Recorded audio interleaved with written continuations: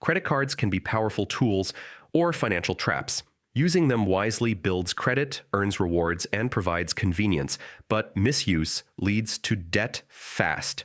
In this video, I'll show you how to use credit cards without getting into debt, step by step. Before swiping, know your card inside and out. Check interest rates, fees, grace periods, and rewards structure.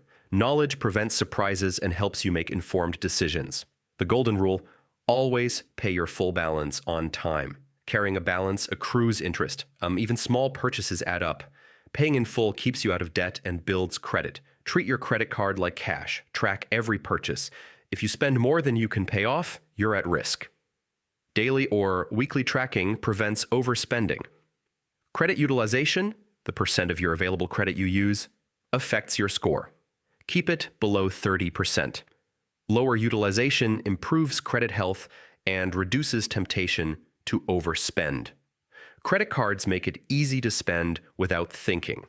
Before buying, pause and ask, do I really need this? Can I pay it off? This habit keeps debt from creeping in. Use alerts to stay on top of due dates and balances.